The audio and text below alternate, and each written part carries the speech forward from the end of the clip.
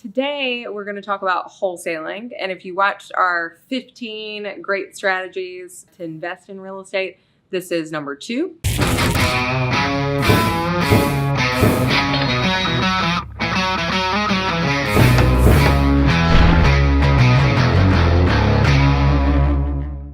Hey guys, welcome to Lauren's Reality. I am Lauren, as usual. Today, we're going to talk about wholesaling. And if you watched our 15 great strategies to invest in real estate, this is number 2. Wholesaling is relatively popular and it's normally seen as an entry into real estate investing. And the reason for that is it doesn't require a ton of money of your own.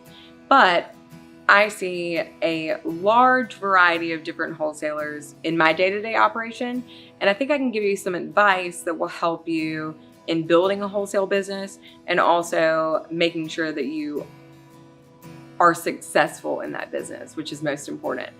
The number one thing is, what is wholesaling? One, you should know in some states the laws are different. So if you are in a state other than South Carolina, which I'm talking specifically about the laws here, then make sure you check on local laws in your state. South Carolina does have equitable title, which means that I can get a contract with you to buy your home. Once I have that contract in writing, now I have equitable title, which means that I can go out and find John, who also wants to buy the property, and I can sell him my contract. There's a few different ways that I can do that, where I sell it and I walk away, or we kind of simultaneously close. I close with you, he closes with me pretty much at the same time. I walk away with my money, you walk away with yours as the seller, and the new guy gets the property. This is a great strategy as long as you game plan accordingly. The market is very noisy, but there is such a high demand for off-market properties. So investment groups like ours are constantly looking for quality people who can bring us properties that we would want to buy that we may not get our hands on otherwise. So the first step in your process, other than knowing the laws, is to find your end buyer. If you don't have a buyer list, then don't start anything, because that's where your risk comes in. If I'm going out and finding a seller that will do a contract with me, but then I have no one to sell the contract to, then I haven't done anything. So first and foremost, go to your local REIA groups, to your chamber meetings, get connected with local investors or real estate companies, reaching out to brokerages. All of those things will help you find and develop a buyer list of people that you could assign your contracts to later. It is also equally important, a lot of people don't think so, but it's very important for you to know and understand your local market. If you don't know or understand your local market, then you're at a disadvantage. We get wholesalers that send us deals all the time, and the margins are terrible out of the gate. They have it under contract for what it's worth, basically.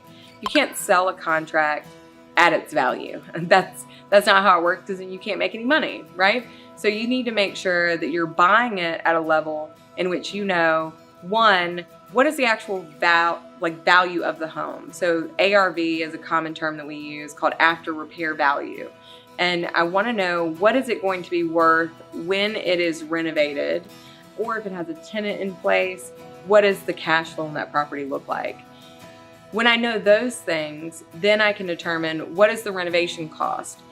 In the majority of cases, wholesalers, if you're out there right now and you're wholesaling, I might be talking to you. If you're sending properties to your buyer list that have no information or no details, so no pictures, no relatively accurate renovation cost, then you're not going to attract business. You may get lucky and land some deals just because there's a demand for off-market, but you're not going to build a real presence in the space and a trust with your buyer network.